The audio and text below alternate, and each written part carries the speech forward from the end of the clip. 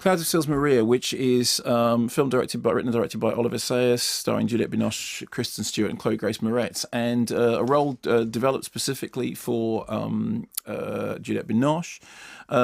In the film, she plays an actress, Maria Enders, who is a middle-aged actress who started her career, had a very sort of early success with a play called Melodious Snake, in which she played a young woman who basically seduces and then destroys her older boss. She's en route at the beginning of the thing with her assistant, played by Kristen Stewart, to go and receive an award on behalf of the playwright. The playwright then dies.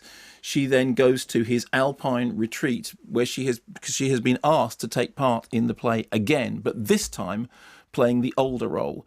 Initially, she's completely against it. The idea of taking on the older role of the woman who is destroyed by the younger woman is terrible, and made partly worse by the fact that the person who's going to step into the younger shoes is a sort of Lindsay Lohan-esque character played rather brilliantly by Chloe Grace Moretz, whose science fiction film she and Kristen Stewart have just been to see. So, what you were saying earlier was that, and like Joanne, I don't take that kind of role seriously. What? No, I don't know what you're talking about. But I have disdain for those characters and their cartoonish psychology, but she doesn't. Which makes her superior to me. Uh-oh. Don't get jealous. Not an attractive quality.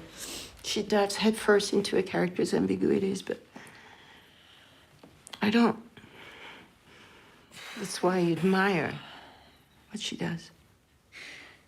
Yeah. You know, I think that when you watch her in a movie like the one we saw tonight, there is no distance there. It's normal. It's culture, right? Yeah, agreed. What's wrong with my acting? Nothing. What do I need to do to make you admire me? Do I think too much? Now, what I like about the film is that during the course of their stay in the Alpine retreat, they basically have to do a line reading of the play. And whilst they're doing those line readings, and Kristen Stewart is playing the younger woman and Juliette Binoche is playing the older woman, you can't tell whether what they're doing line readings or whether what they're actually doing is having an argument, because more and more what they are reading starts to mimic real life.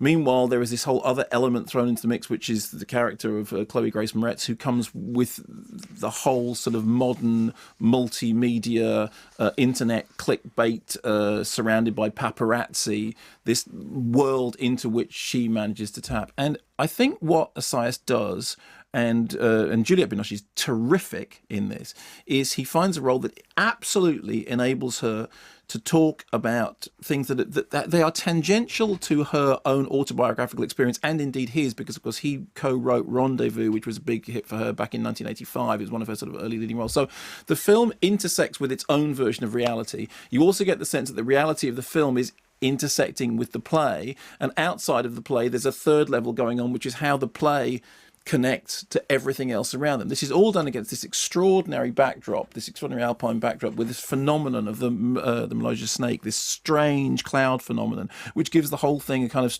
otherworldly feel. There's a 1924 documentary about this cloud phenomenon, which is cut into the piece. So you get the sense that on the one level it's cosmic and existential, and it's about memory, and it's about the fact that everything returns, and it's about identity and who we are. On another level, it's about somebody facing middle age, looking at their youth, looking at their life ahead and wondering what it holds for them. It's also about, I mean, it's, you know, it references things like, you know, Bitter Tears of Petra von Kant, obviously, and Persona, and I thought it was really terrific. But the most important thing is that Kristen Stewart was as good as Juliette Binoche.